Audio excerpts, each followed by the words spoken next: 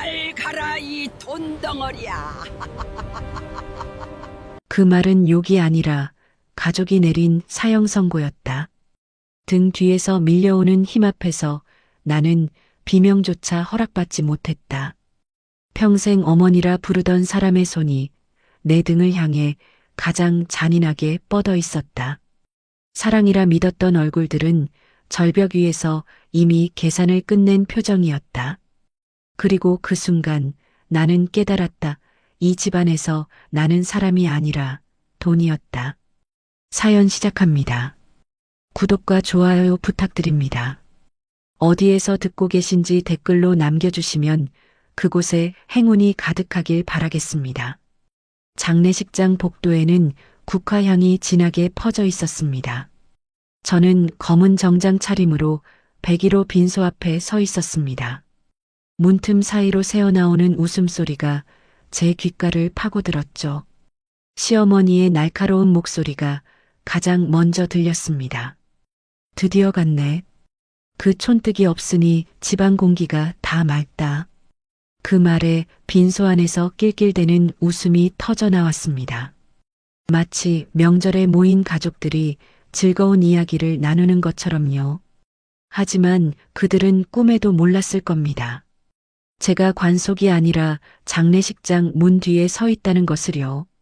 저는 문고리를 잡은 채 잠시 눈을 감았습니다. 심장이 빠르게 뛰었지만 얼굴에는 아무런 감정도 드러내지 않았습니다. 7년간의 수사관 생활이 제게 가르쳐 준 것이 있다면 그것은 바로 감정을 숨기는 법이었으니까요. 문틈으로 안을 살짝 들여다보았습니다. 남편 지훈이 휴대폰을 귀에 대고 창가에 서 있었습니다. 검은 양복을 입고 있었지만 그의 입꼬리는 활처럼 휘어져 있었죠. 응, 그 강남 아파트 말이야. 20억이면 충분하지? 내일 당장 계약금 넣을게. 내 연녀와 통화하는 것이 분명했습니다. 아내의 장례식장에서 아내를 죽여서 받을 보험금으로 세보금자리를 알아보고 있었어요. 저는 입술을 꽉 깨물었습니다. 분노가 아니라 웃음이 나올 것 같아서였죠. 시아버지는 빈소 구석에서 보험 서류를 뒤적이고 있었습니다. 노안경을 코끝에 걸치고 손가락에 침을 묻혀가며 한 장 한 장 넘기는 모습이 마치 복권 당첨금을 확인하는 사람 같았습니다. 입꼬리가 실룩거리는 게 돈 계산을 하고 있는 게 분명했어요. 신우이 소정이는 제 영정사진 옆에 앉아 손톱을 다듬고 있었습니다. 그녀의 손목에는 제 시계가 채워져 있었죠. 결혼할 때 친정 어머니가 남겨주신 유일한 유품이었는데 제가 죽기도 전에 이미 주인이 바뀌어 있었습니다. 저는 속으로 중얼거렸습니다. 조금만 기다려라. 그 시계 내가 직접 돌려받을 테니. 그때 시어머니가 상주석에서 일어나 식당 쪽으로 걸어갔습니다. 잠시 후 김이 모락모락 나는 육개장 그릇을 들고 돌아왔죠. 빨간 국물에 고기가 푸짐하게 담겨 있었습니다. 시어머니는 제관 바로 앞에 앉아 후루룩 소리를 내며 국물을 들이켰습니다. 입가에 빨간 기름기가 번들거렸죠. 아이고 맛있다. 역시 사람은 죽어봐야 알아. 살아있을 땐 그렇게 밥 축내더니 죽으니까 밥맛이 사네. 신우이가 낄낄거리며 맞장구 쳤습니다. 엄마 나도 한 그릇 줘. 오늘따라 입맛이 돋네. 저는 그 광경을 보며 주먹을 꽉 쥐었습니다. 손톱이 손바닥에 파고들었지만 아프지 않았습니다. 오히려 정신이 더 맑아지는 기분이었죠. 이 순간을 위해 6개월을 참았습니다. 시골에서 올라온 순진한 고아 며느리. 그것이 제가 연기한 역할이었습니다. 본명 강현주를 지우고 이수아라는 가짜 이름으로 이 집안에 시집 온 지 정확히 6개월하고도 열흘이 지났죠. 제 진짜 직업은 금융감독원 산하보험범죄 특별수사반 소속 수사관입니다. 올해로 7년 차, 웬만한 보험 사기범들은 제 손을 거쳐 감옥에 갔어요. 그런 제가 왜 이 집안에 며느리로 들어왔느냐고요? 박지훈, 제 남편이라고 불렸던 그 남자 때문입니다. 어떻게 그 높은 절벽에서 살아남았냐고요? 수사관이 범인을 잡으러 갈 땐 목숨줄 하나 정도는 미리 챙기는 법이니까요. 시어머니가 영정사진 앞에서 육개장을 맛있게 드시는 모습 아주 보기 좋습니다. 그게 인생 마지막 성찬이 될 테니까요. 남편 지훈, 당신이 전처들을 죽이고 챙긴 보험금 내역 내 주머니 속에 다 들어있어요. 저는 깊게 숨을 들이쉬었습니다. 심장 박동이 점점 빨라졌지만 손은 떨리지 않았습니다. 이제 슬슬 문을 열고 들어가 볼까요? 시어머니가 육개장 그릇을 비우고 만족스럽게 트림을 했습니다. 그 소리가 신호처럼 느껴졌죠. 저는 천천히 문고리를 돌렸습니다. 또각 하이힐 소리가 장례식장 바닥에 울렸습니다. 빈소 안의 모든 시선이 문 쪽으로 향했습니다. 저는 환하게 웃으며 안으로 들어섰습니다. 어머니, 육개장이 참 맛있어 보이네요. 제 장례식인데 저도 한 그릇 주셔야죠. 순간 장례식장 전체가 얼음처럼 굳어버렸습니다. 시어머니의 손에서 숟가락이 바닥에 떨어졌습니다. 쨍그랑하는 소리가 정적을 깼죠. 신우이는 의자에서 굴러떨어지며 비명을 질렀습니다. 귀신이야. 시아버지는 서류를 떨어뜨리며 뒷걸음질 쳤습니다. 얼굴이 종이처럼 하얗게 질려 있었죠. 남편 지우는 통화 중이던 휴대폰을 바닥에 떨어뜨렸습니다. 화면이 깨지는 소리가 났지만 그는 꿈쩍도 하지 못했습니다. 저는 천천히 빈소 안으로 걸어 들어갔습니다. 한 걸음 한 걸음 하이힐 소리가 장송곡처럼 울렸습니다. 시어머니 앞에 멈춰 섰습니다. 그녀의 눈이 공포로 흔들리고 있었어요. 저는 가슴에 달린 배지를 손가락으로 톡톡 쳤습니다. 제 이름은 이수아가 아닙니다. 금융감독원 보험범죄 특별수사반 강현주 수사관이죠. 당신들이 6개월 동안 학대하고 죽이려 했던 그 며느리, 사실은 당신들을 잡으러 온 사냥꾼이었어요. 시어머니의 입이 벌어졌다 닫혔습니다. 말을 하려는 것 같았지만 아무 소리도 나오지 않았죠.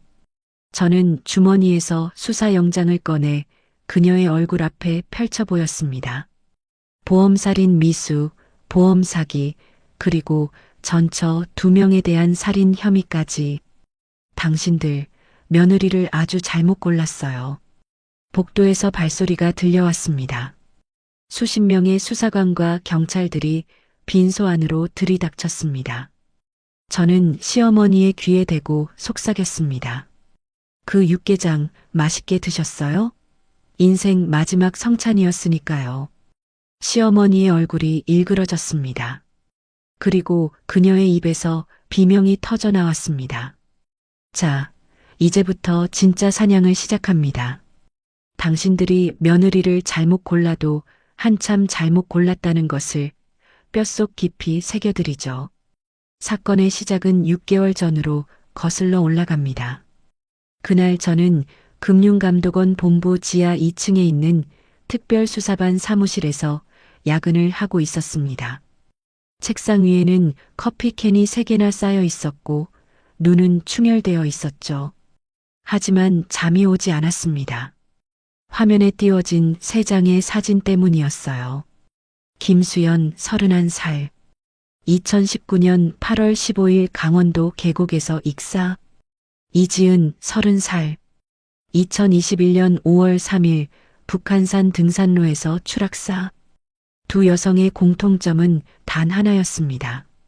둘 다 박지훈이라는 남자와 결혼한 지 1년 만에 사망했다는 것이죠.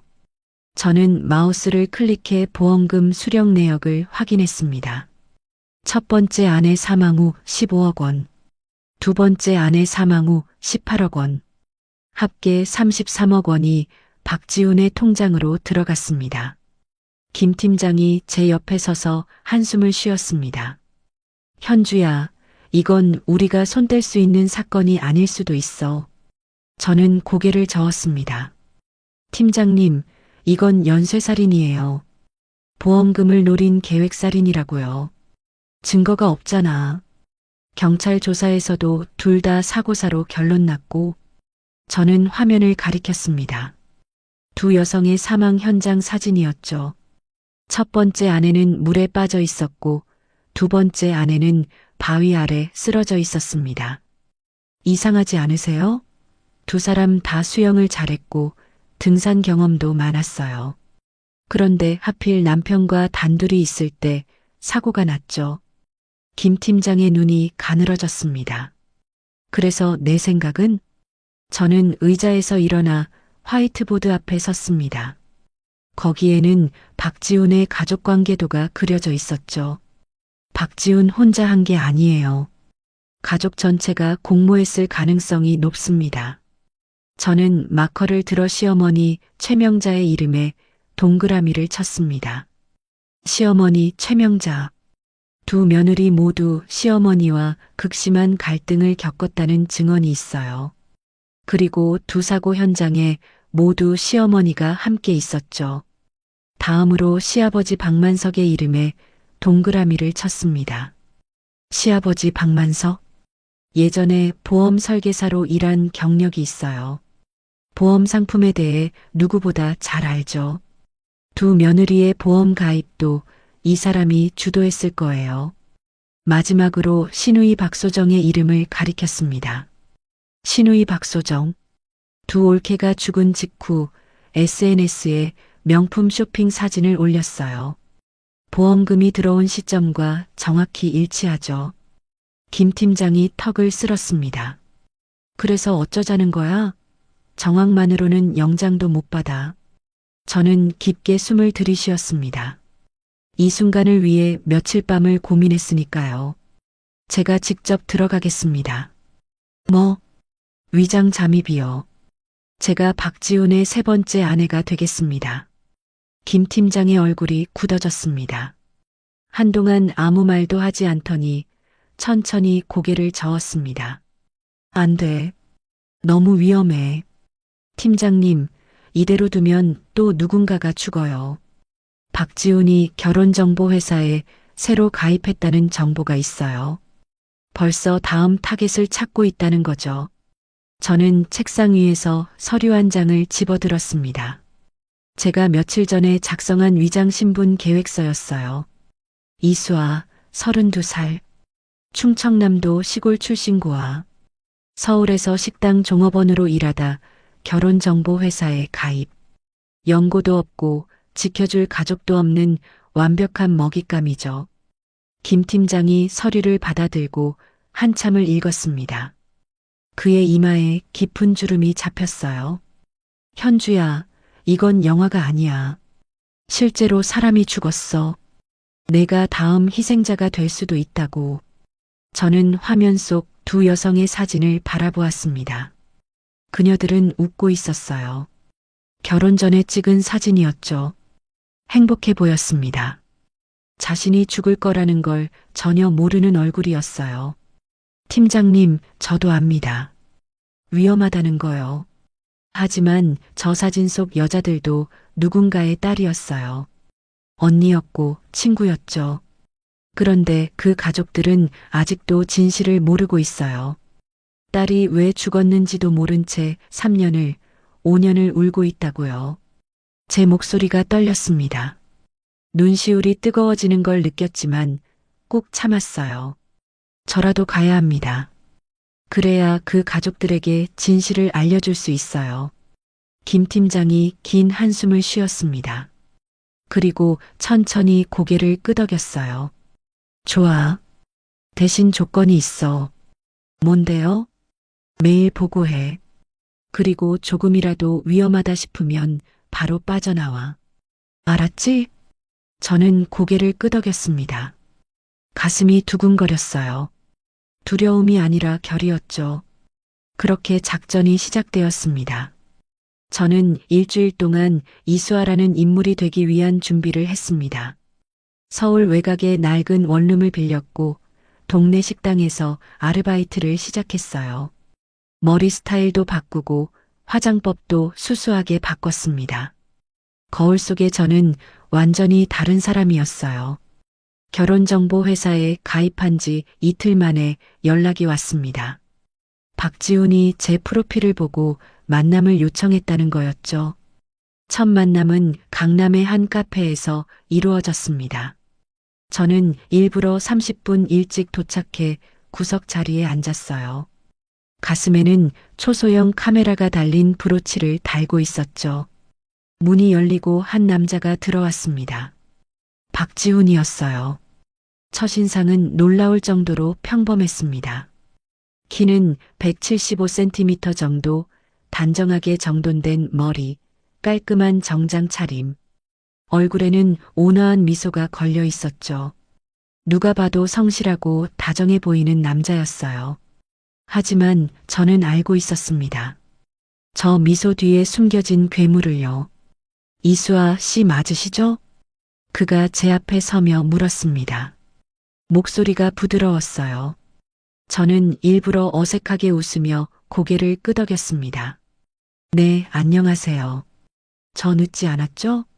오는 길에 차가 좀 막혀서. 아니에요. 저도 방금 왔어요. 거짓말이었죠. 하지만 이런 작은 거짓말은 연기의 일부였어요. 그는 맞은편에 앉으며 메뉴판을 집어들었습니다. 뭐 드실래요? 여기 딸기 케이크가 맛있다던데. 아, 저는 아무거나 괜찮아요. 저는 일부러 고개를 숙이고 작은 목소리로 대답했습니다. 소심하고 순종적인 여자처럼 보이려고요. 그의 눈이 반짝였습니다. 만족스러운 표정이었죠. 제가 예상한 대로 그는 자기보다 약해 보이는 여자를 좋아하는 타입이었어요.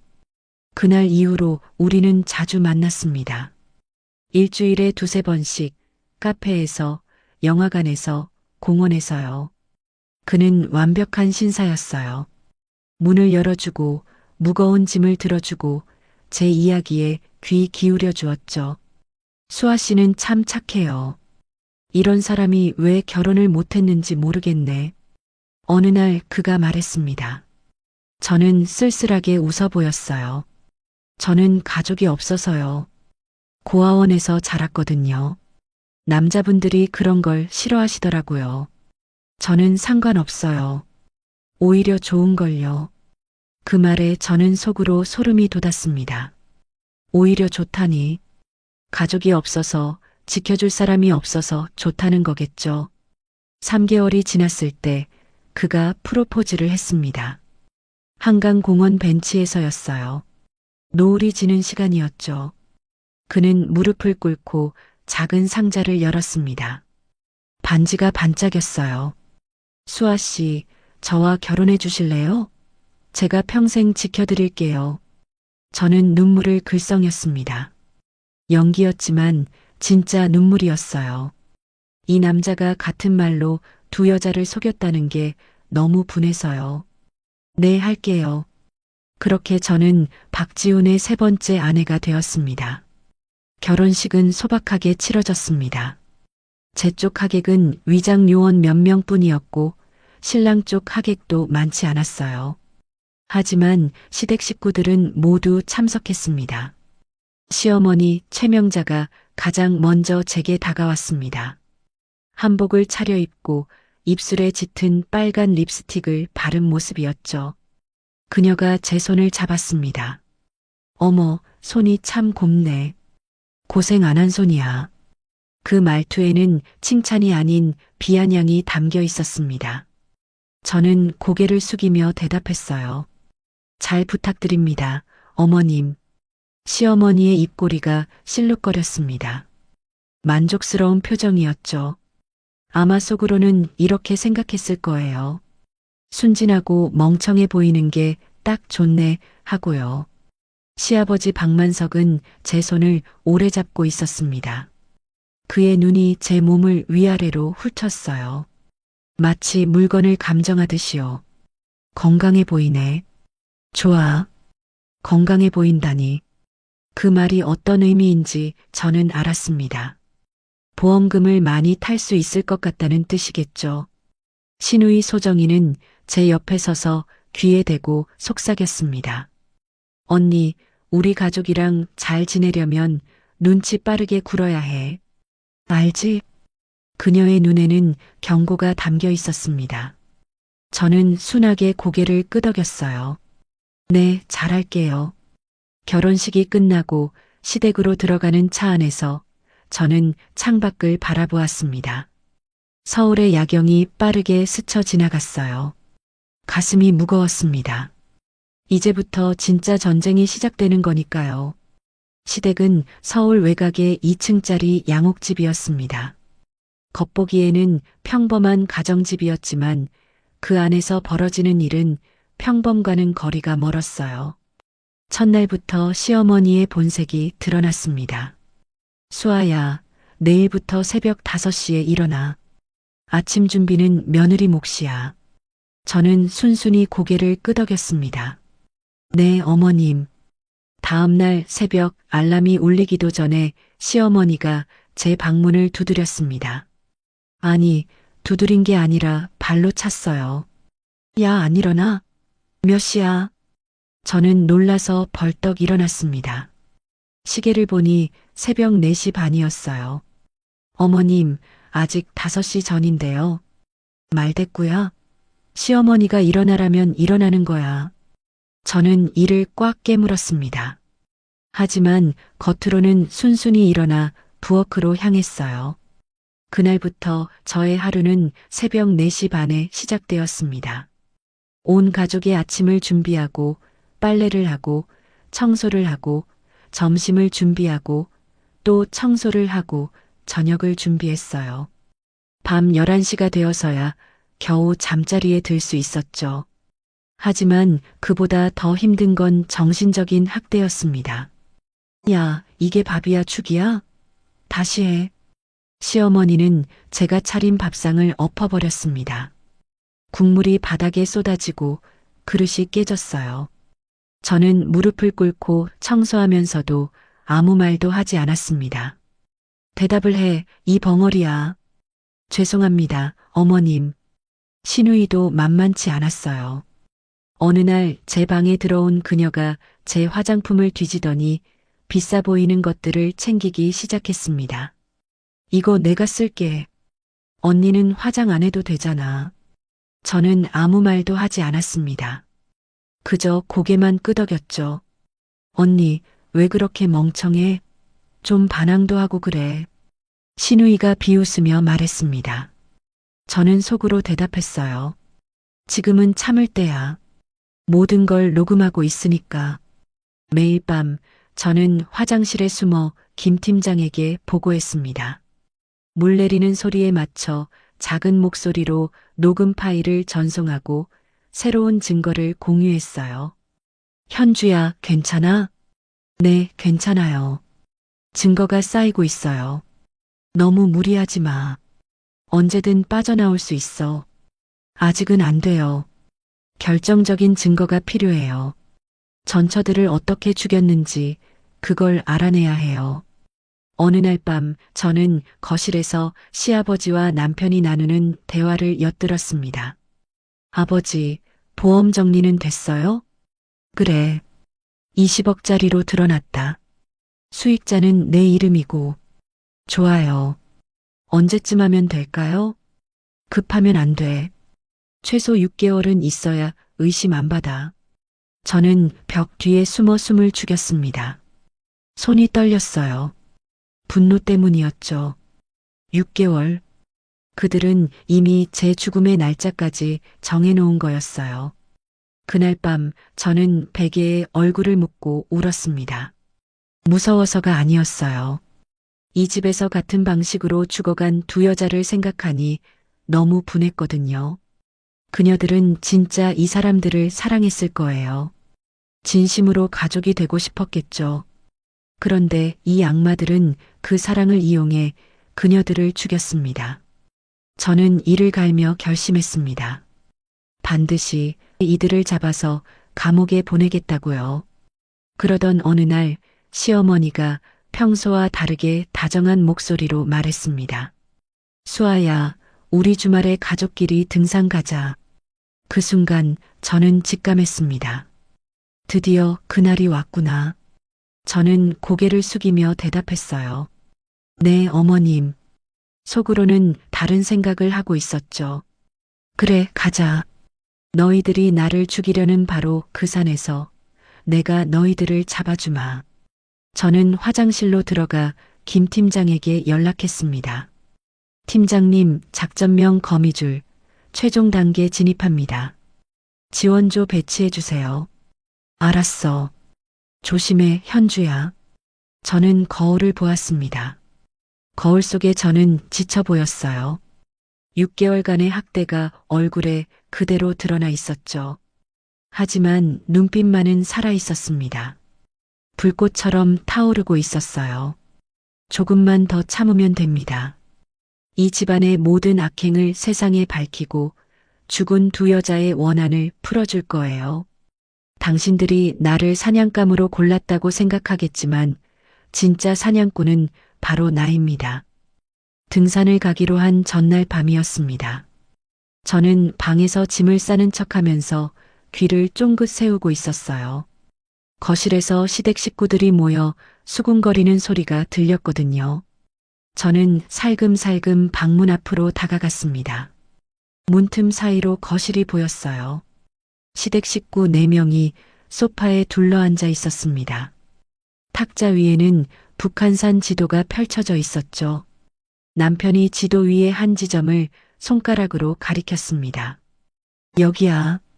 백운대 쪽 절벽. CCTV 없고 사람 발길도 거의 없는 곳이야. 시어머니가 고개를 끄덕였습니다. 거기가 확실해? 전에 이지은도 거기였잖아. 그래서 더 좋아요. 같은 장소에서 또 사고가 나면 누가 의심하겠어요? 그냥 사고 다발 구역인 거지. 저는 숨을 죽였습니다. 심장이 미친 듯이 뛰었어요.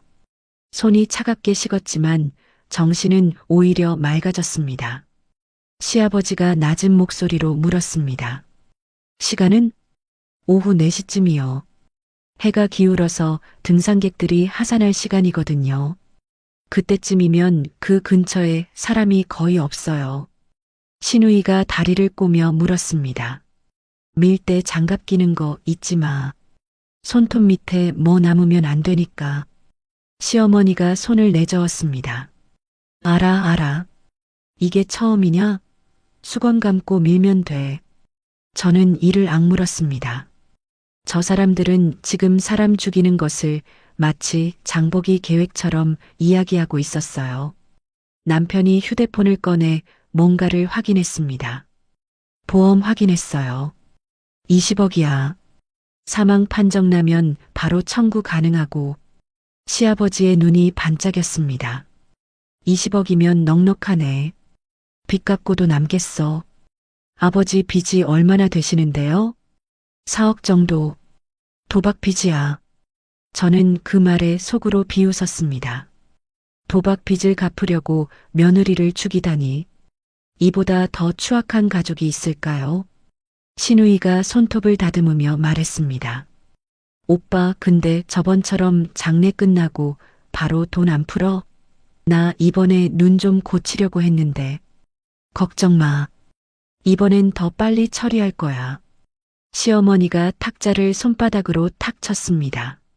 됐어. 그만 떠들고 내일 잘해. 이번에도 깔끔하게 끝내자고. 저는 조용히 방으로 돌아왔습니다. 손이 떨렸어요. 하지만 두려움이 아니라 분노 때문이었습니다.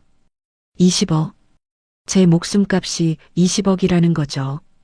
그리고 저 사람들은 이미 2번이나 같은 짓을 했습니다. 이번이 3번째예요. 저는 화장실로 들어가 물을 틀었습니다. 그리고 스마트워치를 눌러 녹음 파일을 전송했어요. 방금 들은 대화가 모두 녹음되어 있었죠. 휴대폰으로 김 팀장에게 메시지를 보냈습니다. 내일 오후 4시 북한산 백운대 절벽. 확정됐습니다. 답장이 바로 왔어요. 알겠어. 구조팀 배치할게. 절대 무리하지 마. 저는 휴대폰을 내려놓고 거울을 보았습니다. 창백한 얼굴이 비쳤어요. 6개월간의 학대가 얼굴에 그대로 드러나 있었죠. 하지만 눈빛은 흔들리지 않았습니다. 오히려 더 단단해져 있었어요. 내일이면 모든 게 끝납니다. 저 악마들의 가면을 벗기고 죽은 두 여자의 원한을 풀어줄 거예요. 다음 날 아침 시어머니가 평소와 다르게 웃는 얼굴로 제 방에 들어왔습니다. 수아야, 잘 잤어? 처음으로 듣는 다정한 목소리였어요. 소름이 돋았습니다. 네, 어머님. 오늘 날씨가 좋대. 등산 가면 기분 전환될 거야. 요즘 내가 너무 힘들어 보여서 걱정됐어. 저는 일부러 감격한 표정을 지었습니다. 어머님, 감사해요. 저를 이렇게 챙겨주시다니. 시어머니의 눈이 실룩거렸습니다. 웃음을 참는 것 같았어요. 속으로는 분명 이렇게 생각하고 있겠죠. 멍청한 년 죽으러 가는 줄도 모르고 감사하다니. 저도 속으로 웃었습니다. 누가 더 멍청한지 곧 알게 될 거예요. 오전 10시 우리는 차를 타고 북한산으로 향했습니다. 남편이 운전을 했고 시어머니가 조수석에 앉았어요. 저는 뒷좌석에서 시아버지, 시누이와 함께 앉았죠. 차 안 분위기는 화기애애했습니다. 시댁 식구들이 웃고 떠들었어요. 마치 소풍 가는 가족 같았죠. 하지만 저는 알고 있었습니다. 저 웃음 뒤에 숨겨진 칼날을요. 시누이가 제 손을 잡았습니다. 언니, 오늘 재밌게 놀자. 우리 가족이잖아.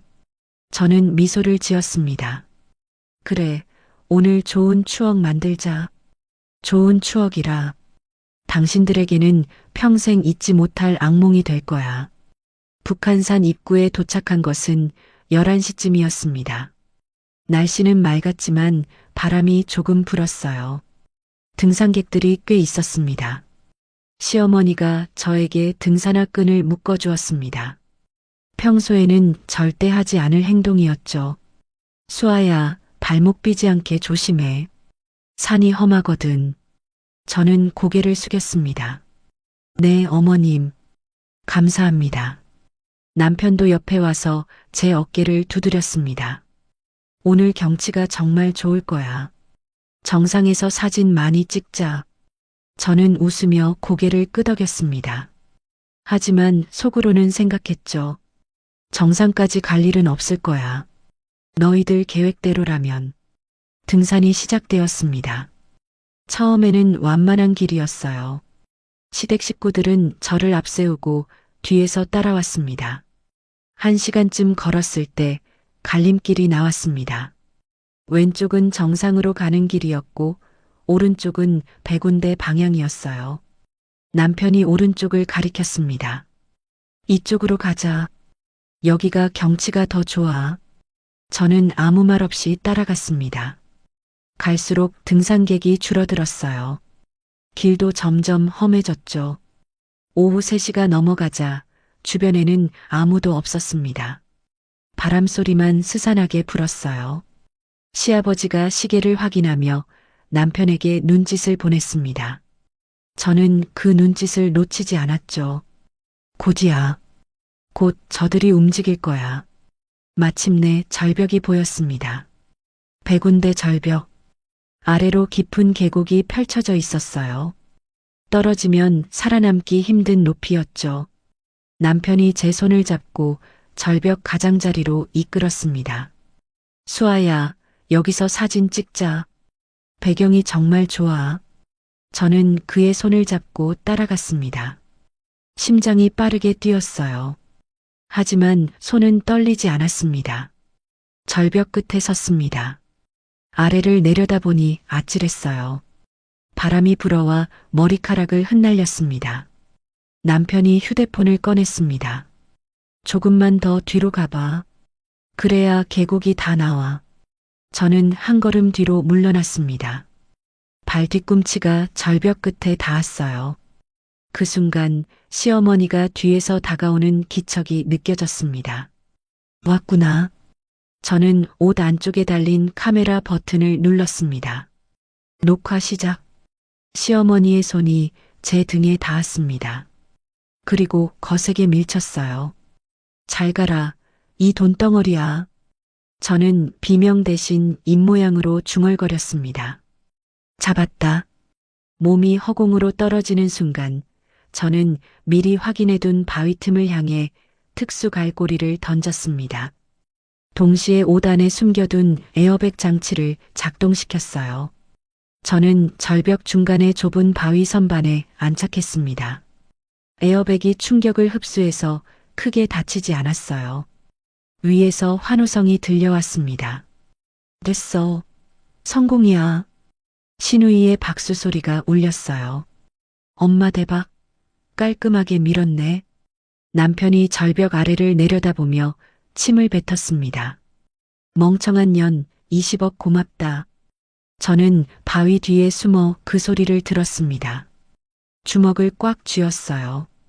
분노로 온몸이 떨렸습니다. 하지만 아직은 참아야 했습니다. 진짜 복수는 지금부터니까요. 저는 무전기를 꺼내 조용히 말했습니다. 김 팀장님, 추락 완료. 타겟들 하산 중입니다. 장례식장으로 유도 바랍니다. 무전기에서 김 팀장의 목소리가 들려왔어요. 수고했어, 현주야. 구조 헬기 보낼게. 조금만 버텨.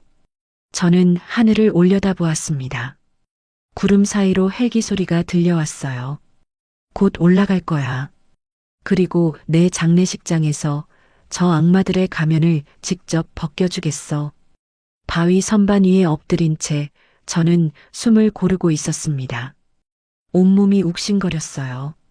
에어백이 충격을 흡수했다고는 하지만 수미터 높이에서 떨어진 충격이 만만치 않았거든요. 팔꿈치와 무릎이 까졌고 옆구리에는 멍이 들었을 것 같았습니다. 하지만 아프다는 생각은 들지 않았어요. 오히려 머리가 맑아지는 기분이었죠. 드디어 해냈다는 안도감 때문이었습니다. 위에서 시댁 식구들의 목소리가 들려왔습니다. 야, 진짜 안 보여. 완전 깊이 떨어졌나 봐. 신우이의 목소리였어요.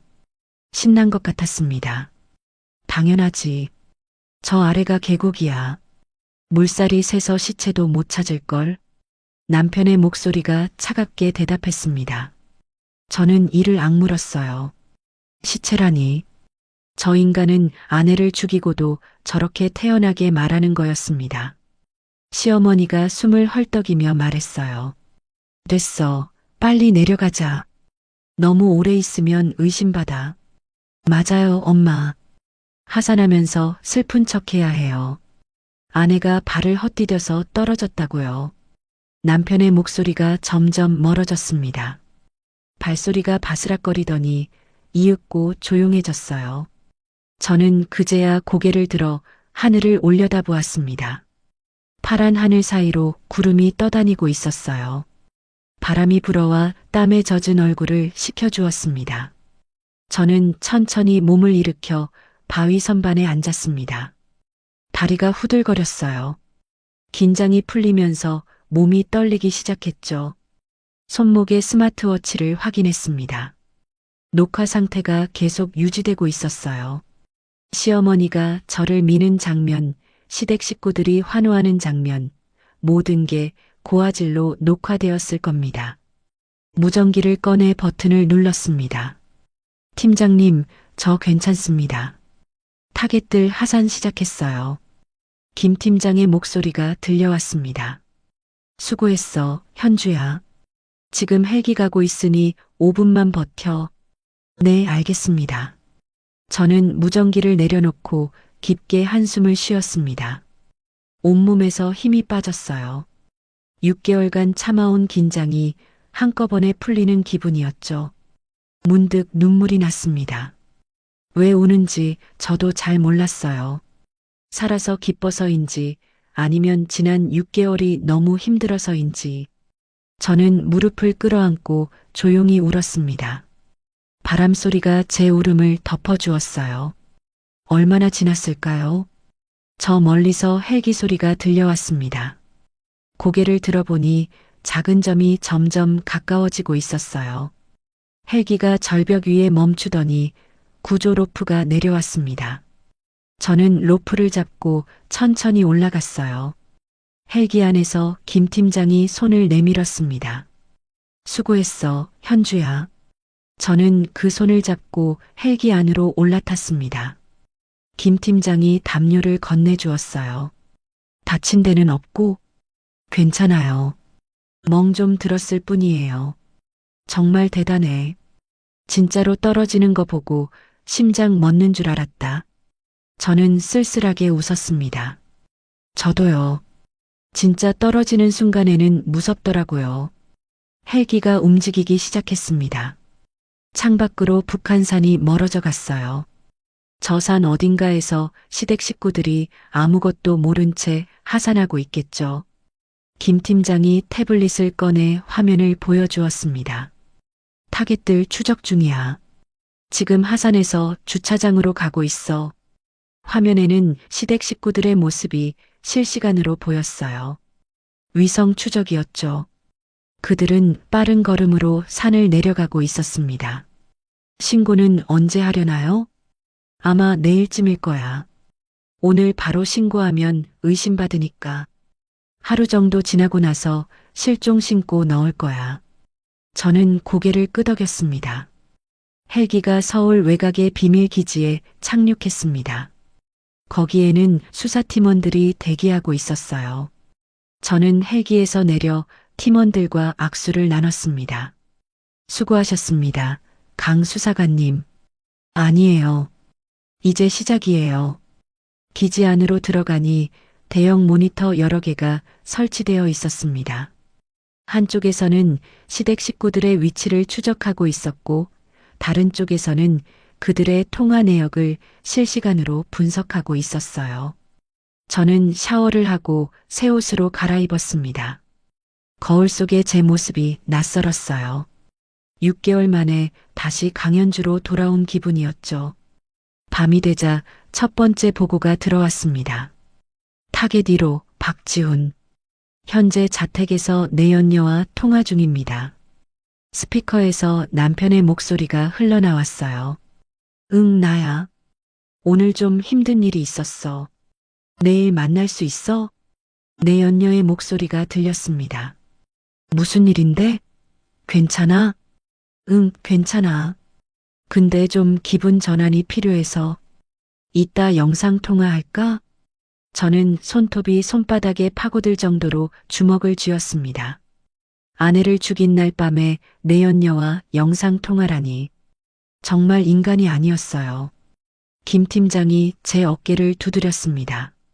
화나는 거 알아. 근데 조금만 참아. 사흘만 지나면 저 녀석들 수갑 채울 수 있어. 저는 깊게 숨을 쉬며 고개를 끄덕였습니다. 알아요. 참을 수 있어요. 그날 밤 저는 기지 안의 간이 침대에 누워 천장을 바라보았습니다. 잠이 오지 않았어요. 죽은 두 여자의 얼굴이 떠올랐습니다. 김수영과 이지은. 그녀들도 같은 절벽에서 떨어졌겠죠. 하지만 그녀들에게는 에어백도 구조팀도 없었을 거예요. 얼마나 무서웠을까요? 떨어지는 순간 무슨 생각을 했을까요? 사랑하는 남편이 자신을 죽이려 한다는 걸 알았을까요? 저는 이불을 끌어안고 눈물을 흘렸습니다. 그녀들의 원한을 반드시 풀어주겠다고 다짐하면서요. 다음 날 오후 예상대로 실종 신고가 들어왔습니다. 북한산 백운대 인근에서 등산 중 아내가 실족해 추락했습니다. 수색 부탁드립니다. 남편의 목소리는 떨리고 있었어요. 훌륭한 연기였죠. 경찰은 수색대를 보냈고 당연히 아무것도 찾지 못했습니다. 이틀 후 시댁 식구들은 사망 추정 신고를 했습니다. 시신을 찾지 못했지만 추락 높이와 계곡 수심을 고려했을 때 생존이 불가능하다는 이유였죠. 장례식장 예약 소식이 들어왔습니다. 강북 평화장례식장 101호 이수와 빈소 설치 완료됐습니다. 저는 모니터를 바라보며 미소 지었습니다. 모든 게 계획대로 진행되고 있었어요. 김 팀장이 물었습니다. 준비됐어? 네, 준비됐어요. 긴장되지 않아? 저는 고개를 저었습니다. 긴장보다는 기대돼요. 저 사람들 얼굴 보는 게요. 죽은 줄 알았던 며느리가 살아 돌아왔을 때 어떤 표정을 지을지. 김 팀장이 웃었습니다. 그래, 그 표정 구경 좀 하자고. 6개월간 고생했으니까. 저는 창밖을 바라보았습니다. 해가 지고 있었어요. 내일이면 장례식장에 갈 겁니다. 가장 화려한 모습으로 저를 죽인 사람들 앞에 나타날 거예요. 그리고 그들의 세상을 무너뜨릴 겁니다. 장례식장 첫째 날이 밝았습니다. 저는 장례식장에서 떨어진 지휘 차량 안에 앉아 모니터를 바라보고 있었어요. 화면에는 101호 빈소 내부가 실시간으로 보였습니다. 화분 속에 숨겨둔 초소형 카메라가 모든 것을 잡아내고 있었죠. 빈소 정면에는 제 영정 사진이 걸려 있었습니다. 검은 리본이 달린 액자 속에서 저는 살짝 미소 짓고 있었어요. 이상한 기분이었죠. 살아있으면서 자신의 장례식을 지켜보는 사람이 세상에 몇이나 될까요? 관 안에는 제가 아닌 마네킹이 누워 있었습니다. 제 옷을 입히고 제 머리카락과 비슷한 가발을 씌웠어요. 어차피 뚜껑을 열어볼 사람은 없을 테니까요. 오전 9시 시댁 식구들이 도착했습니다. 남편이 가장 먼저 들어왔어요. 검은 양복에 검은 넥타이. 얼굴에는 슬픈 표정이 그려져 있었습니다. 하지만 자세히 보니 입꼬리가 실룩거리고 있었어요. 웃음을 참는 것 같았죠. 시어머니가 뒤따라 들어왔습니다. 역시 검은 옷차림이었지만 발걸음에는 힘이 넘쳤어요. 마치 잔칫집에 온 것처럼요. 시아버지는 빈소에 들어서자마자 구석으로 가서 휴대폰을 꺼냈습니다. 아마 보험 설계사에게 연락하는 것 같았어요. 신우이는 제 영정 사진 앞에 서서 셀카를 찍었습니다. 저는 눈을 의심했어요. 올케 장례식장에서 셀카라니. 인간이 저렇게까지 뻔뻔할 수 있다는 게 믿기지 않았죠. 조문객은 거의 없었습니다. 제가 고아라서 친척이 없기도 했고 시댁 식구들도 일부러 조용히 치르려는 것 같았어요. 오전 11시쯤 보험 설계사가 도착했습니다. 중년의 남자였어요. 시아버지와 악수를 나누더니 구석으로 가서 무언가를 속닥거렸습니다. 저는 헤드폰을 귀에 꽂고 도청기 음량을 높였습니다. 선지급금 5억은 내일 입금 가능합니다. 서류만 준비해 주시면 돼요. 5억이요? 나머지는요? 사망 판정 확정되면 15억 추가로 들어갑니다. 총 20억이죠. 시아버지의 목소리가 들떠 있었습니다. 좋아요. 빨리 처리해 주세요. 저는 주먹을 꽉 쥐었습니다. 저 인간들은 며느리 장례식장에서 돈 얘기를 하고 있었어요. 시신이 채 식기도 전에, 아니 시신도 없는데 벌써 돈부터 챙기려는 거였죠. 점심시간이 되자 시댁 식구들은 빈소 안에서 밥을 먹었습니다. 여기 육개장 4그릇이요. 고기 많이 넣어주세요. 잠시 후 육개장을 가져다 주었습니다. 시댁 식구들은 제관 바로 앞에 둘러앉아 밥을 먹기 시작했어요. 시어머니가 첫 숟가락을 뜨며 말했습니다. 아이고, 이거 맛있네. 역시 장례식장 육개장이 최고야. 신우이가 낄낄거렸어요. 엄마, 그렇게 맛있게 드시면 어떡해. 그래도 슬픈 척은 해야지. 뭘 슬퍼해. 전현 덕분에 우리 집안 살았는데. 저는 손톱이 손바닥에 파고들 때까지 주먹을 쥐었습니다. 분노로 온몸이 떨렸어요. 남편이 휴대폰을 확인하며 말했습니다. 아, 내일 선지급금 5억 들어온다. 아버지 빚 먼저 갚고 나머지는 나눠 쓰자. 시아버지가 고개를 끄덕였어요. 그래. 내 목 4억 먼저 빼고. 신우이가 손을 들었습니다. 오빠 나도 있잖아. 눈 수술이랑 코 수술하려면 3천만 원은 있어야 해. 알았어. 다 챙겨줄게. 저는 헤드폰을 벗고 의자에 등을 기댔습니다. 눈을 감았어요. 머리가 지끈거렸습니다. 김 팀장이 물을 건네며 물었습니다. 괜찮아? 네, 괜찮아요. 그냥 좀 화가 나서요. 그럴만하지. 저게 사람이냐 짐승이지. 저는 모니터를 다시 바라보았습니다. 시댁 식구들은 육개장을 다 먹고 나서 배를 두드리며 트림을 하고 있었어요. 제 영정사진 바로 앞에서요. 오후 5시 빈소에 손님이 찾아왔습니다. 남편의 내연녀였어요. 젊고 예쁜 여자였습니다. 검은 원피스를 입고 있었지만 화장은 화려했어요. 그녀가 남편에게 다가가 손을 잡았습니다. 오빠 힘들지? 내가 왔어.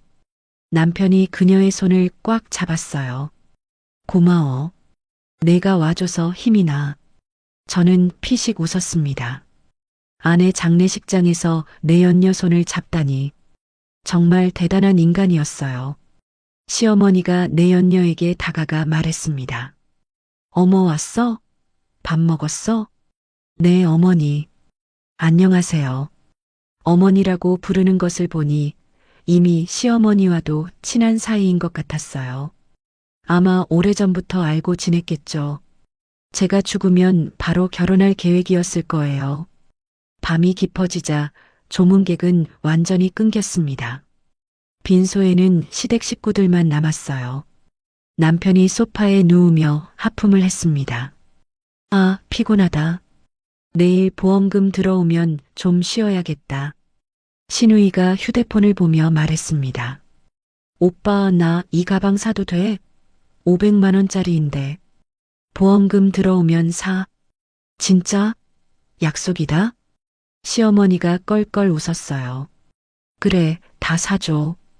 우리 이제 부자야. 저는 모니터를 끄고 일어났습니다. 충분히 봤어요. 이 이상은 볼 필요가 없었죠. 창밖으로 장례식장 불빛이 보였습니다. 101호 빈소에서는 아직도 불이 켜져 있었어요. 저를 죽인 사람들이 저를 위한 장례식을 즐기고 있었죠. 내일이면 모든 게 끝납니다. 저는 주먹을 쥐며 다짐했습니다. 내일 반드시 저 사람들의 가면을 벗긴다. 그리고 세상에 보여줄 거예요. 탐욕이 얼마나 추악한 결말을 맞이하는지를요. 장례식 둘째 날 오후 2시였습니다. 저는 지휘 차량 안에서 모니터를 주시하고 있었어요. 빈소 안에는 시댁 식구 4명이 나란히 앉아 있었습니다. 모두 휴대폰을 들여다보고 있었죠. 그때 남편의 휴대폰에서 알림음이 울렸습니다. 삐릭. 남편이 화면을 확인하더니 눈이 휘둥그레졌어요. 그리고 벌떡 일어났습니다. 들어왔다. 5억 입금됐어. 시댁 식구들이 일제히 환호성을 질렀습니다. 시어머니가 손뼉을 치며 웃었어요. 아이고, 드디어 돈이 들어왔네. 시아버지가 급하게 다가와 남편의 휴대폰을 빼앗아 보았습니다. 진짜네. 5억이 찍혀 있어. 신우이가 폴짝폴짝 뛰며 춤을 추었어요. 오빠, 나 가방 사러 갈 거야.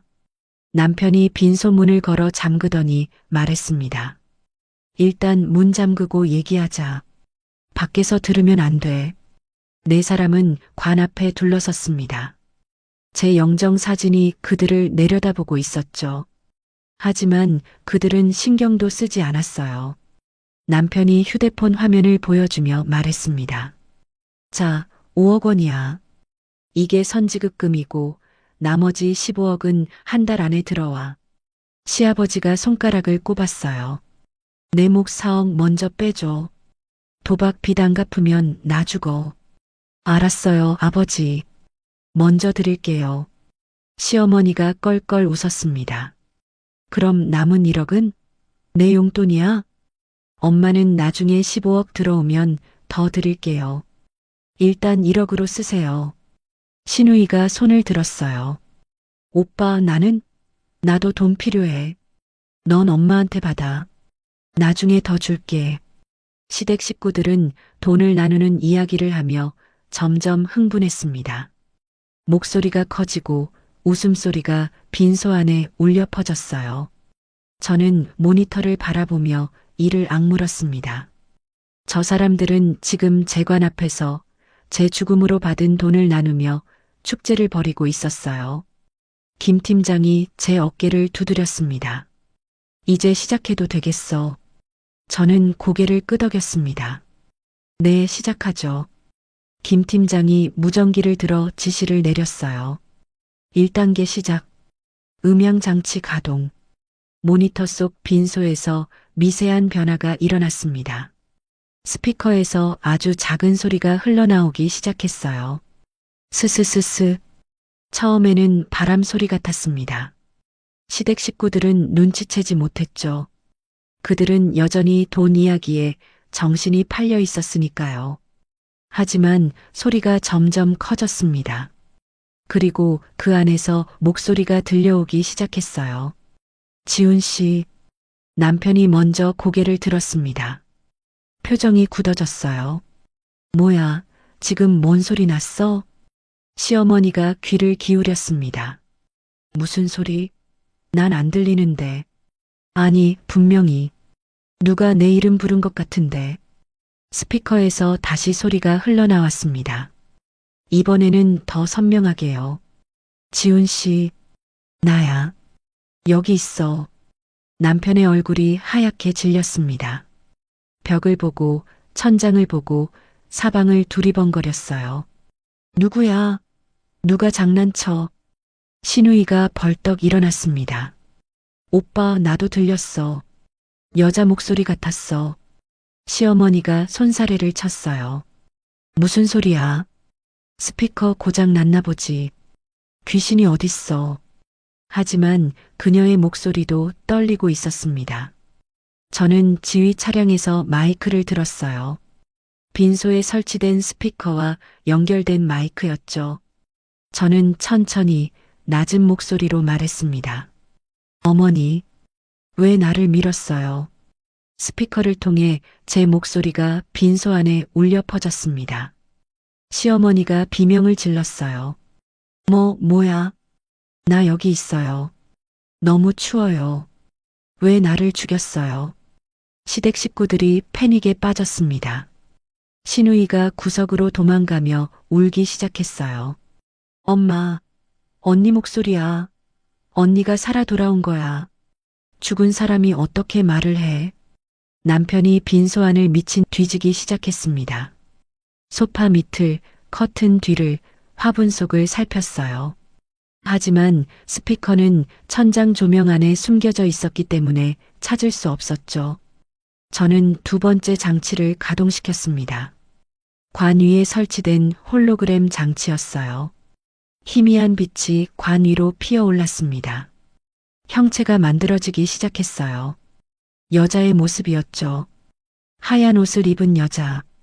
바로 저였습니다. 시아버지가 그 모습을 보고 뒤로 자빠졌어요. 귀신이다. 홀로그램 속에 저는 천천히 손을 들어 시어머니를 가리켰습니다. 내 돈 돌려줘요. 시어머니가 바닥에 주저앉았습니다. 온몸이 덜덜 떨렸어요. 아니야. 저건 가짜야. 당신들이 나를 밀었잖아요. 왜 나를 죽였어요? 남편이 관 쪽으로 다가가려다 멈칫했습니다. 다리가 움직이지 않는 것 같았어요. 수아야. 내가 왜 여기에? 저는 마이크에 대고 조용히 웃었습니다. 지훈 씨, 나 안 죽었어요. 여기 있잖아요. 그 웃음소리가 빈소 안에 울려 퍼지자 신우이가 완전히 무너졌습니다. 바닥에 엎드려 울면서 소리쳤어요. 엄마가 밀었어. 나는 안 했다고. 나는 그냥 보기만 했어. 시어머니가 신우이의 머리채를 잡았습니다. 야, 무슨 소리를 하는 거야? 진짜야. 엄마가 밀었잖아. 나한테 뒤집어 씌우지 마. 남편도 흥분해서 소리쳤어요. 엄마가 밀었잖아요. 저는 사진만 찍으라고 했지, 밀라고는 안 했어요.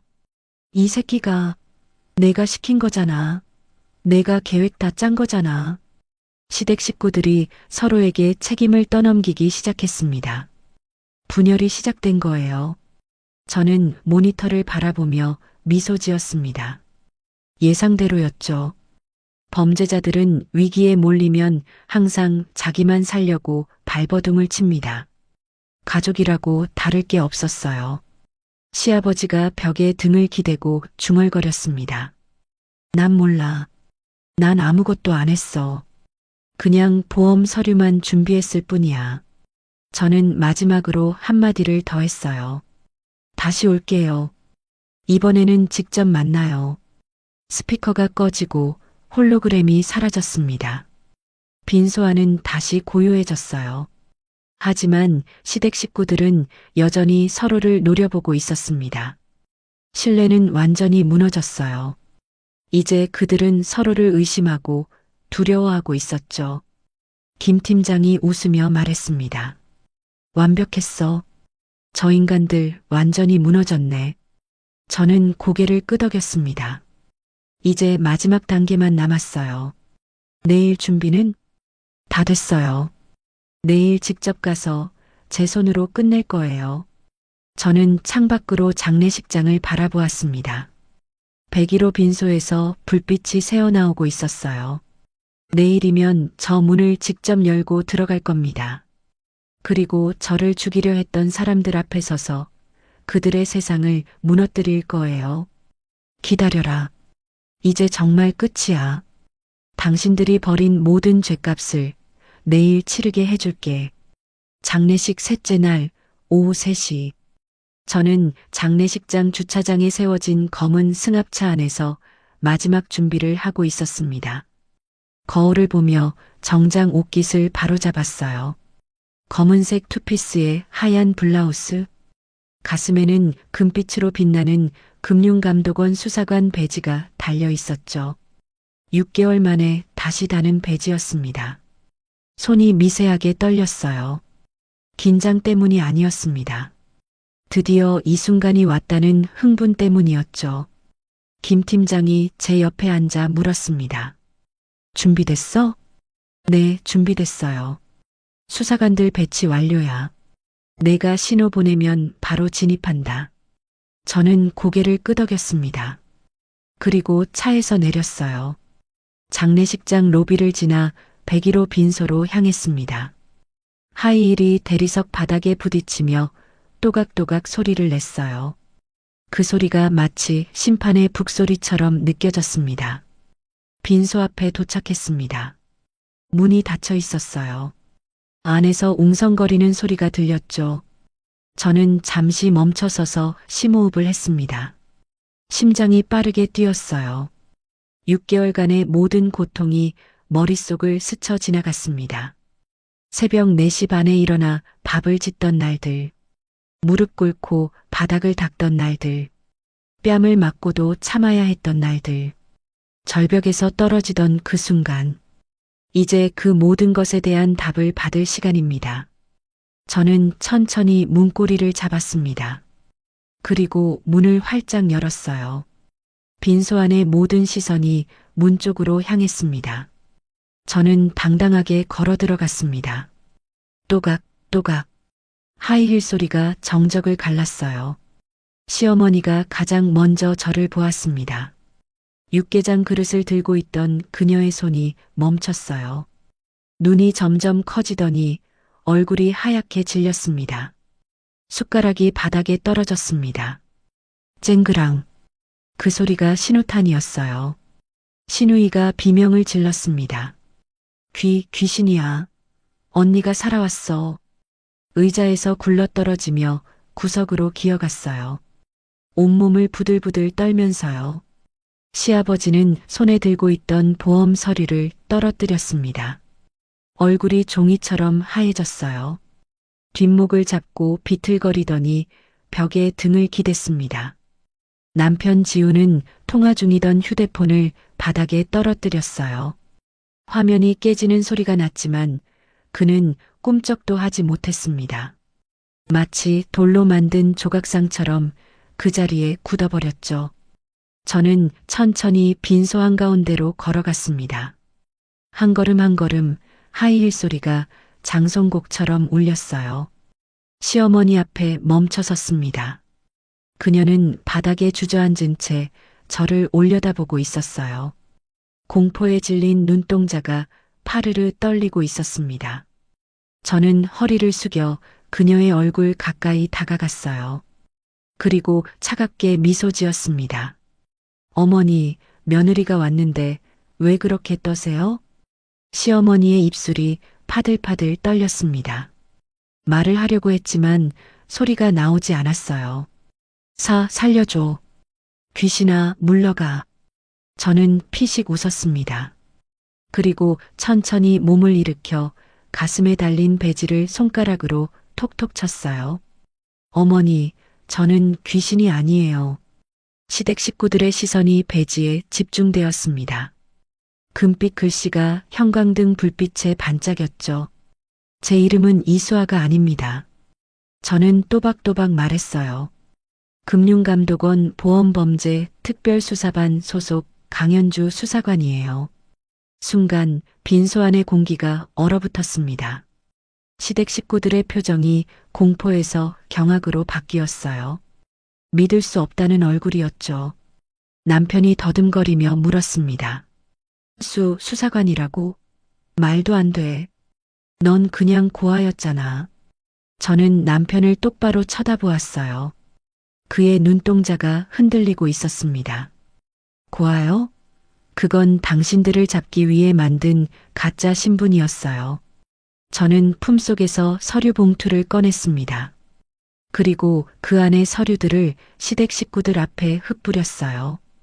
보험살인 미수, 보험 사기, 그리고 전처 2명에 대한 살인 혐의. 서류들이 바닥에 흩어졌습니다. 사진들이 보였어요. 김수연과 이지은의 사진이었죠. 그녀들의 웃는 얼굴이 시댁 식구들을 올려다보고 있었습니다.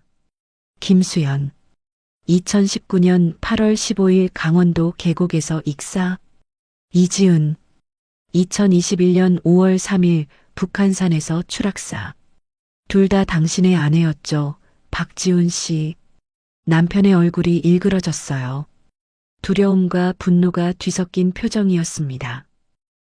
그건 사고였어. 증거 있어? 저는 주머니에서 USB를 꺼내 그의 앞에 던졌습니다.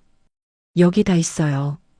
당신들이 저를 죽이려고 모의하던 대화, 절벽에서 시어머니가 저를 밀던 장면, 그리고 어제 이 빈소에서 보험금 나눠 가지며 춤추던 영상까지. 시어머니가 발작하듯 소리쳤어요. 거짓말이야. 저건 다 조작이야. 조작이요?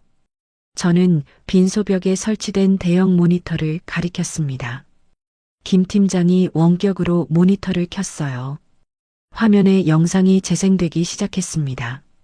절벽 위. 시어머니가 제 등 뒤로 다가오는 모습이 보였어요.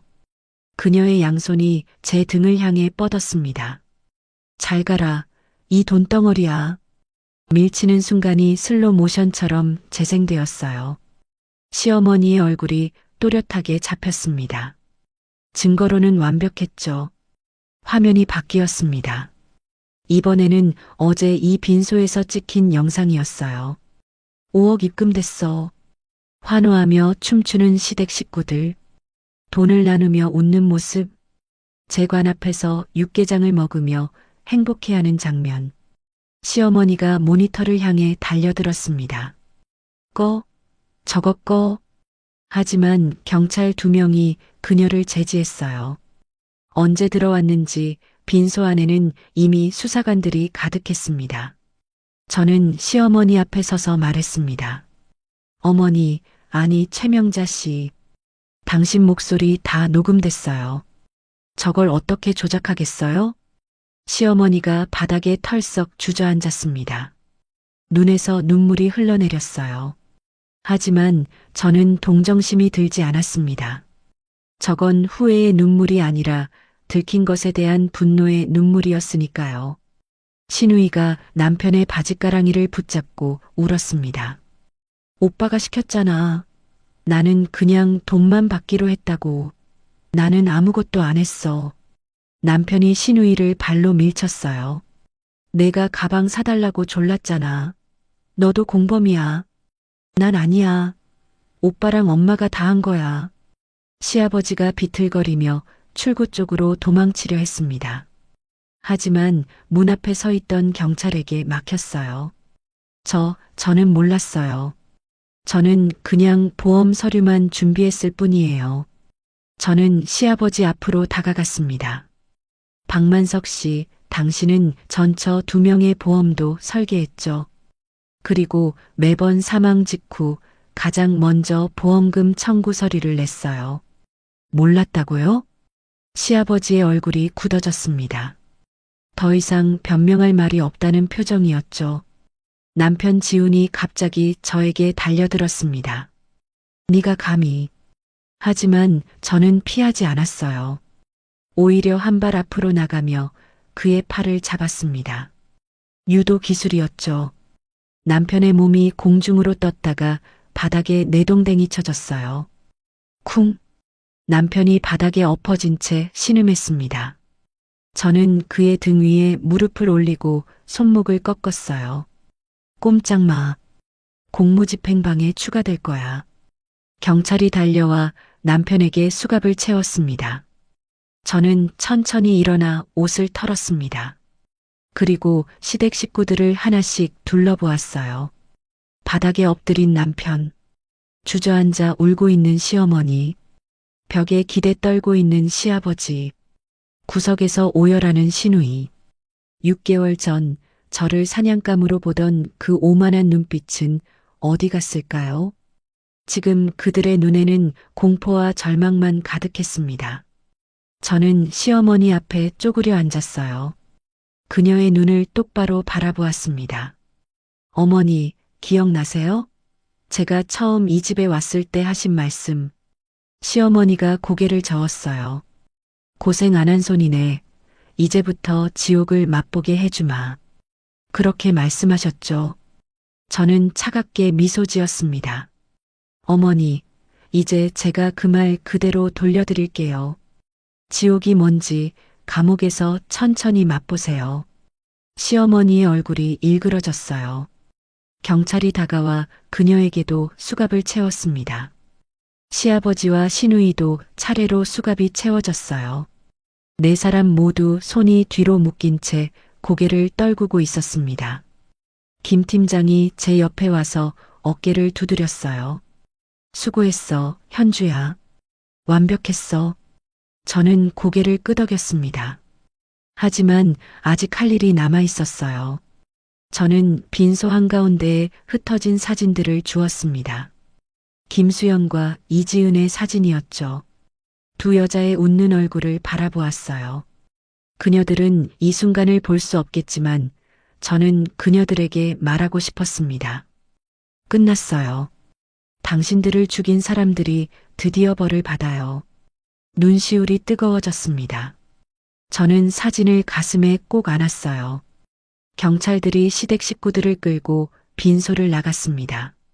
그들이 지나갈 때 다른 빈소의 조문객들이 몰려나와 구경했어요. 세상에, 저게 뭐야? 며느리 죽이고 보험금 타려다 걸렸대. 천벌 받을 놈들. 사람들의 비난이 쏟아졌습니다. 시댁 식구들은 고개를 숙인 채 경찰차로 끌려갔어요. 저는 빈소 안에 혼자 남았습니다. 제 영정 사진이 아직도 걸려 있었죠. 검은 리본이 달린 제 사진을 바라보았어요. 이수아는 이제 없어. 다시 강연주로 돌아갈 거야. 저는 영정 사진을 조심스럽게 내렸습니다. 그리고 깊게 한숨을 쉬었어요. 6개월간의 악몽이 드디어 끝났습니다. 이제 저 사람들은 법의 심판을 받을 거예요. 그리고 저는 다시 원래의 삶으로 돌아갈 겁니다. 하지만 이 사건은 제 안에 영원히 남을 거예요. 탐욕이 얼마나 무서운지, 인간이 얼마나 잔인해질 수 있는지 똑똑히 보았으니까요. 저는 빈소를 나와 장례식장 로비로 걸어갔습니다. 밖에서는 취재진이 몰려와 있었어요. 카메라 플래시가 터지고 기자들이 질문을 쏟아냈습니다. 김 팀장이 저를 감싸며 차까지 안내했어요.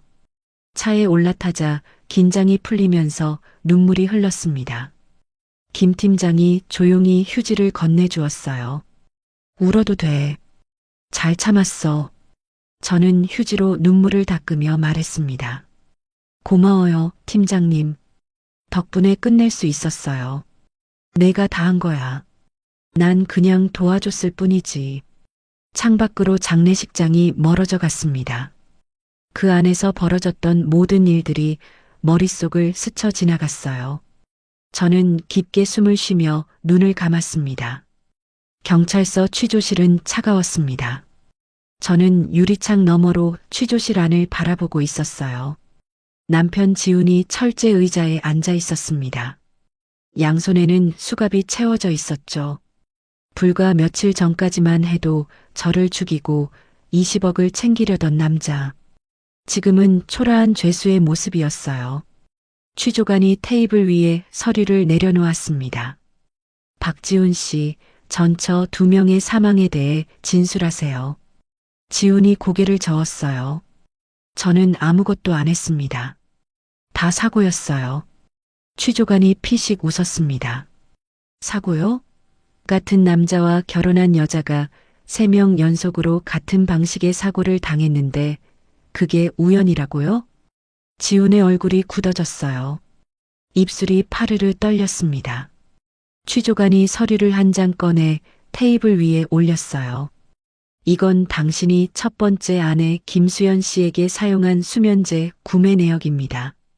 계곡에 빠지기 전날 밤 당신이 아내 음료에 수면제를 탔죠. 지훈의 눈이 흔들렸어요. 그건. 그리고 이건 두 번째 아내 이지은 씨의 등산화 사진입니다. 밑창에 일부러 칼집을 낸 흔적이 있어요. 미끄러지기 쉽게 만든 거죠. 서류가 한 장씩 쌓였습니다. 지훈의 얼굴에서 핏기가 사라졌어요. 취조관이 마지막 서류를 꺼냈습니다. 그리고 이건 당신 일기장이에요. 전처들의 유품과 함께 당신 집 다락방에서 발견됐죠. 여기 뭐라고 썼는지 읽어볼까요? 지훈이 고개를 떨궜습니다. 취조관이 일기장을 펼쳐 읽었어요. 2019년 8월 15일. 계획대로 됐다. 수연이가 계곡에 빠졌고 아무도 의심하지 않는다. 보험금 15억, 내 통장에 입금 완료. 다음 타겟을 찾아야겠다. 지훈의 어깨가 축 처졌습니다. 더 이상 부정할 수 없었어요. 저는 유리창 너머로 그 모습을 지켜보았습니다. 분노와 함께 허탈함이 밀려왔어요. 저 인간은 아내를 죽이고 일기장에 기록까지 했습니다. 마치 사냥 일지처럼요. 인간이 어떻게 저렇게까지 될 수 있을까요? 옆 취조실에서는 시어머니가 취조를 받고 있었습니다. 그녀는 완전히 무너진 상태였어요. 저는 시킨 대로 했을 뿐이에요. 아들이 밀라고 했어요. 최명자 씨, 당신이 직접 며느리를 민 건 사실이죠? 그건 영상에 다 찍혔습니다. 부인할 수 없어요. 시어머니가 테이블에 엎드려 울기 시작했어요. 하지만 저는 그녀에게 동정심이 들지 않았습니다. 저를 밀면서 했던 말이 아직도 귓가에 맴돌았으니까요. 잘 가라, 이 돈덩어리야. 시아버지와 시누이도 각각 다른 취조실에서 조사를 받고 있었습니다. 그들은 서로에게 책임을 떠넘기느라 바빴어요. 시아버지는 나는 보험 서류만 준비했을 뿐이라고 했고, 시누이는 나는 그냥 돈만 받기로 했을 뿐이라고 했습니다. 하지만 그들 모두 공범이었어요. 며느리를 죽여 보험금을 타는 계획에 모두 동의했고 함께 실행했으니까요. 저녁이 되자 김 팀장이 저를 불렀습니다. 현주야, 만나고 싶어 하는 사람들이 있어. 누구요? 전처들의 유가족이야. 부모님들이 오셨어. 저는 가슴이 뭉클해졌습니다. 드디어 그분들을 만날 수 있게 되었어요. 회의실로 들어가니 노부부 두 쌍이 앉아 있었습니다. 김수연의 부모님과 이지은의 부모님이었죠. 그분들의 얼굴에는 깊은 주름이 패여 있었어요. 3년, 5년간 딸의 죽음을 의심하면서도 아무것도 할 수 없었던 시간이 그대로 드러나 있었습니다. 수연의 어머니가 먼저 제 손을 잡았어요. 거칠고 마른 손이었습니다. 수사관님, 고맙습니다. 정말 고맙습니다. 눈물이 주르륵 흘러내렸어요. 저도 눈시울이 뜨거워졌습니다. 저야말로 죄송합니다. 더 일찍 잡았어야 했는데. 아니에요. 우리 딸 원한을 풀어주셨잖아요. 이제 수연이가 편히 눈 감을 수 있을 거예요. 지은의 아버지가 다가와 고개를 깊이 숙였습니다. 수사관님 덕분에 사위라고 믿었던 놈의 정체를 알게 됐습니다. 우리 딸이 왜 죽었는지 이제야 알았어요. 저는 그분들의 손을 꼭 잡았습니다. 두 분의 따님들은 좋은 사람들이었어요.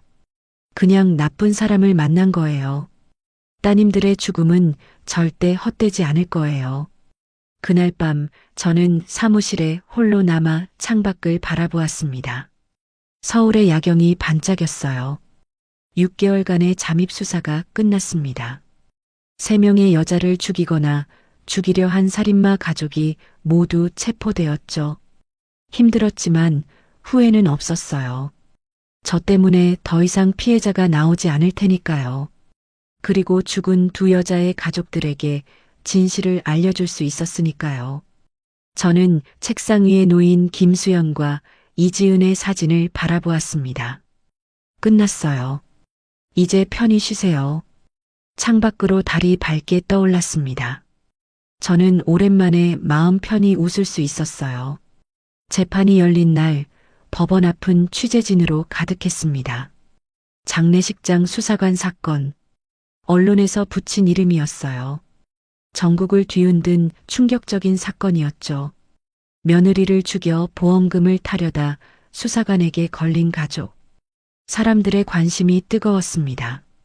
저는 법원 복도에서 깊게 숨을 쉬었어요. 오늘 증인석에 서야 했습니다. 6개월간 겪은 모든 일을 법정에서 진술해야 했죠. 법정 문이 열렸습니다. 저는 천천히 안으로 들어갔어요. 방청석에는 사람들이 빼곡히 앉아 있었습니다. 전처들의 유가족도 보였어요.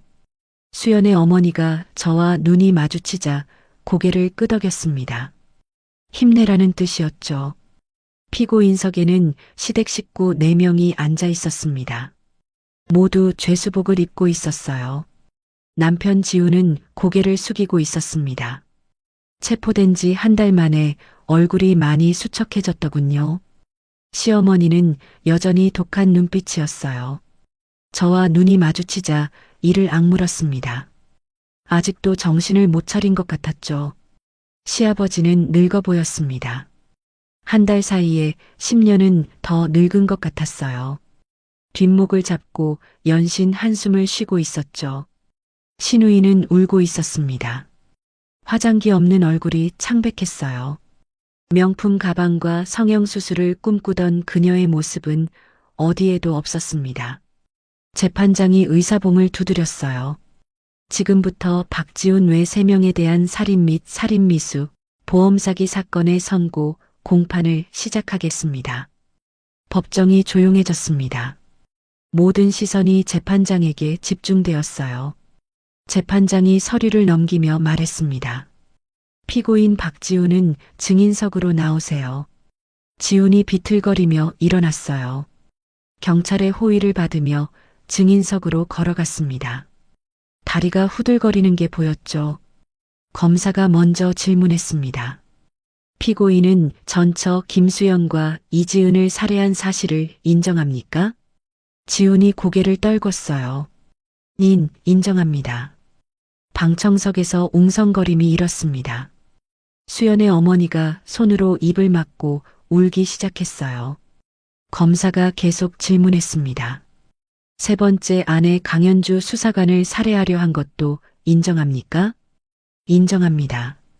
범행 동기는 무엇입니까? 지훈이 잠시 침묵했어요. 그리고 작은 목소리로 대답했습니다. 돈이요. 보험금이 필요했습니다. 총 얼마의 보험금을 노렸습니까?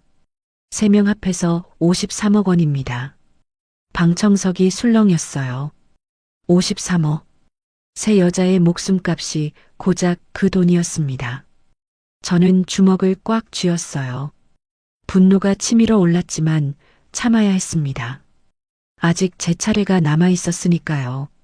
시어머니 최명자의 신문이 이어졌습니다. 피고인 최명자는 며느리를 직접 민 사실을 인정합니까? 시어머니가 소리쳤어요. 저는 시킨 대로 했을 뿐이에요. 아들이 밀라고 했어요. 재판장이 의사봉을 두드렸습니다. 피고인은 질문에만 대답하세요. 하지만 저는 억울해요. 저만 벌받을 수는 없잖아요. 시어머니가 발악했습니다. 경찰이 그녀를 제지했어요. 하지만 그녀는 계속 소리쳤죠. 전현이 다 꾸민 거예요. 전현이 우리 집안을 망쳤어요. 저를 가리키며 외치는 시어머니. 저는 그녀를 똑바로 바라보았습니다. 눈을 피하지 않았어요. 조용히 하세요. 재판장의 호통에 시어머니가 겨우 입을 다물었습니다. 하지만 그녀의 눈에는 여전히 도끼가 서려 있었어요. 드디어 제 차례가 왔습니다. 증인 강현주 수사관은 증인석으로 나와주세요. 저는 자리에서 일어나 증인석으로 걸어갔습니다. 피고인석의 시댁 식구들이 저를 노려보았어요. 하지만 저는 개의치 않았습니다. 검사가 질문했어요. 증인은 6개월간 피고인들의 가정에 위장 잠입했다고 했는데 그 과정을 설명해 주세요. 저는 천천히 말하기 시작했습니다. 저는 피고인 박지훈이 전처 2명을 살해했다는 의심을 갖고 잠입 수사를 계획했습니다. 이수아라는 가명으로 결혼정보회사에 가입했고 피고인과 결혼했습니다. 잠입 기간 동안 어떤 일을 겪었습니까? 저는 잠시 숨을 고르고 대답했어요. 매일 새벽 4시 반에 일어나 가사 노동을 했습니다. 피고인 최명자에게 수시로 폭언과 폭행을 당했고 피고인 박소정에게는 물건을 빼앗겼습니다. 피고인 박지훈에게는 뺨을 맞기도 했습니다. 방청석이 조용해졌어요. 무거운 침묵이 흘렀습니다. 그리고 결국 피고인들은 증인을 살해하려 했죠? 네. 북한산 백운대 절벽에서 피고인 최명자가 저를 밀었습니다. 다행히 미리 준비한 안전장치 덕분에 생존할 수 있었습니다. 검사가 대형 모니터를 가리켰어요. 화면에 영상이 재생되었습니다. 절벽에서 시어머니가 저를 미는 장면, 시댁 식구들이 환호하는 장면, 장례식장에서 보험금을 나누며 춤추는 장면, 방청석에서 탄식이 터져나왔습니다. 누군가는 욕을 내뱉기도 했어요. 재판장이 피고인들에게 최후 진술 기회를 주었습니다. 남편 지훈이 먼저 일어났어요. 죄송합니다. 돈에 눈이 멀어서 그랬습니다. 용서해 주세요. 하지만 그의 눈에는 진심이 보이지 않았어요. 그저 형량을 줄이기 위한 연기일 뿐이었죠. 시어머니는 끝까지 변명했습니다. 저는 억울해요. 아들이 시킨 거예요. 시아버지는 울먹였어요. 저는 보험 서류만 준비했을 뿐입니다. 제발 선처해 주세요. 신우이는 그냥 울기만 했습니다. 말을 할 수 없을 정도로요. 재판장이 의사봉을 들었습니다. 법정안이 숨죽였어요. 피고인 박지훈, 살인 2건, 살인미수 1건, 보험 사기 혐의로 무기징역을 선고합니다. 지훈의 얼굴이 새하얘졌어요. 무기징역. 평생 감옥에서 나올 수 없다는 뜻이었죠.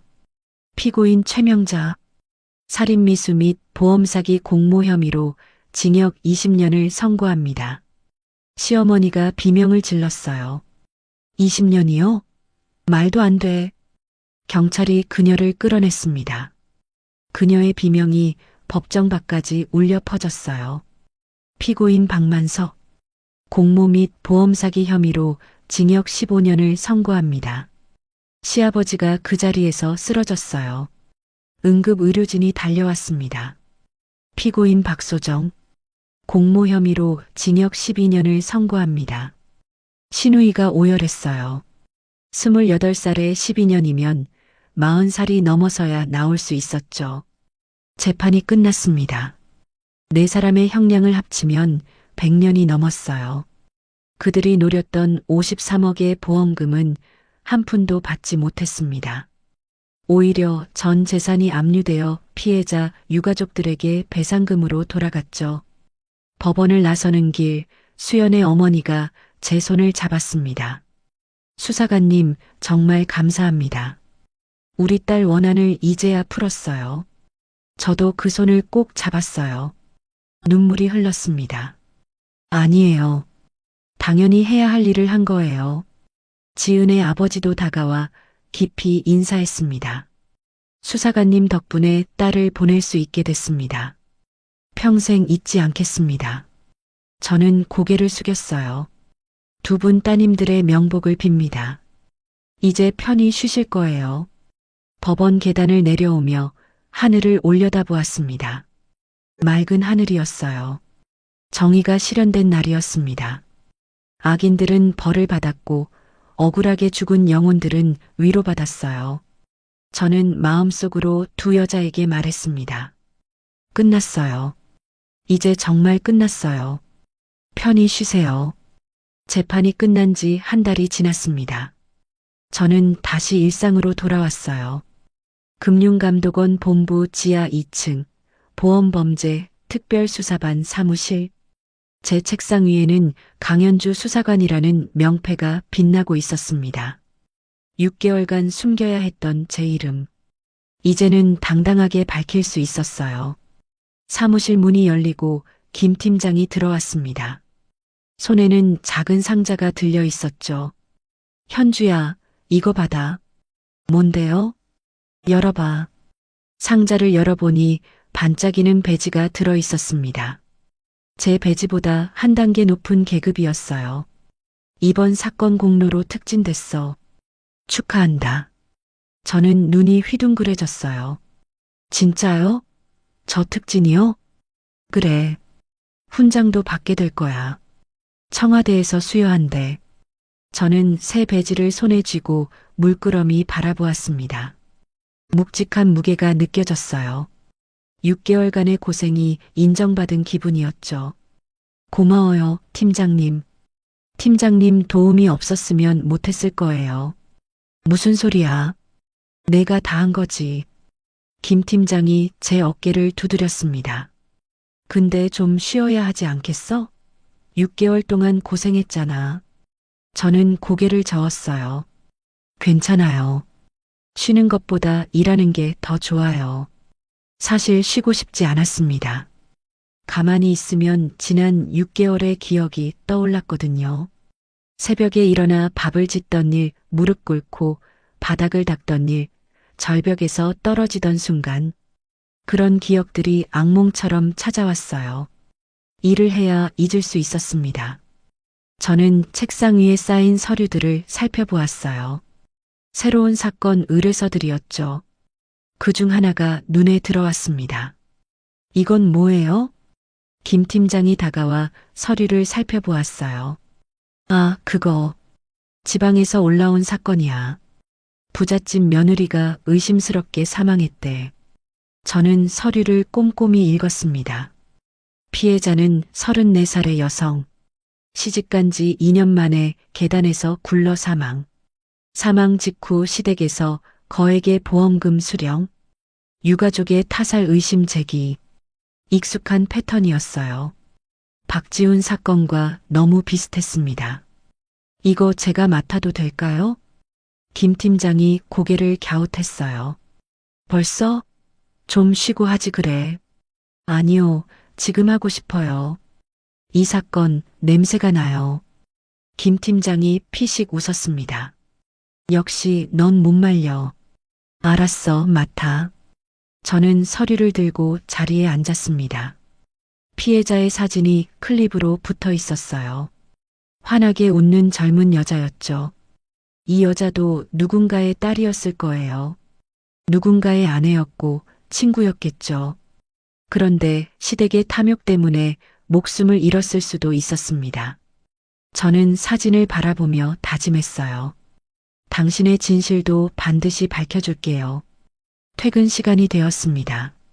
저는 사무실을 나와 엘리베이터를 탔어요. 로비로 나가니 해가 지고 있었습니다.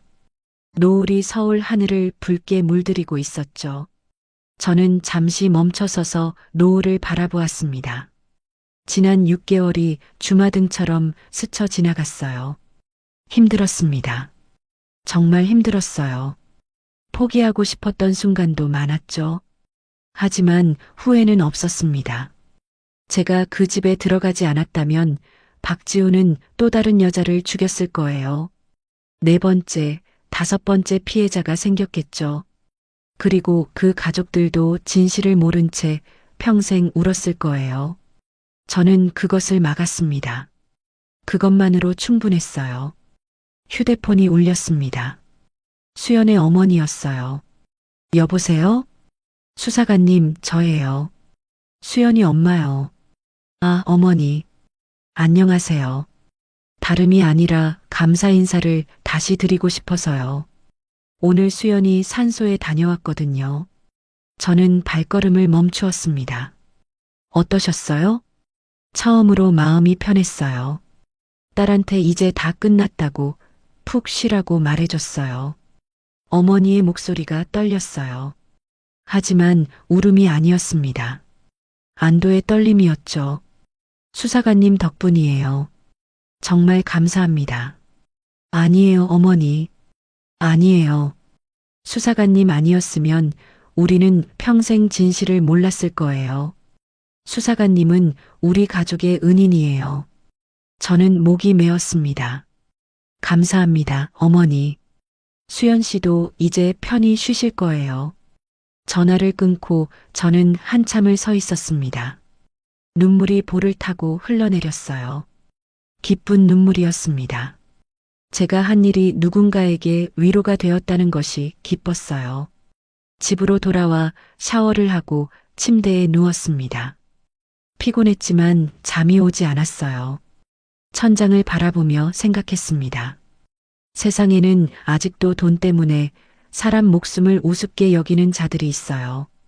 가족이라는 이름으로 약한 사람을 착취하고 심지어 죽이기까지 하는 악마들이요. 저는 그런 자들을 잡는 사람입니다. 그게 제 일이에요. 힘들고 위험하지만 누군가는 해야 하는 일이죠. 저는 일어나 책상에 앉았습니다.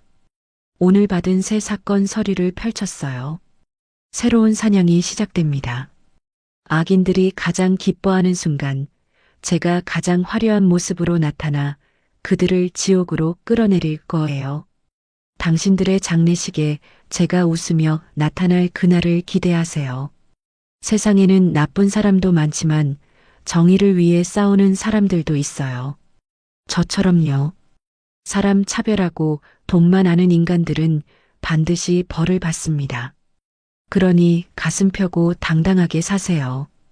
여러분의 오늘 하루에 행운과 정의가 가득하기를 진심으로 바랍니다. 오늘 이야기 어떠셨나요? 여러분이라면 가족의 죽음을 바라만 볼 수 있었을까요? 댓글로 여러분의 이야기를 들려주세요. 함께 이야기 나누고 싶어요. 오늘의 이야기가 마음에 드셨다면 구독과 좋아요 클릭해주시고 가까운 사람들에게 영상을 공유해주세요. 소중한 여러분의 삶이 더 풍요로워지실 거예요. 다음 이야기도 더욱 재미있고 흥미로운 영상으로 찾아뵙겠습니다.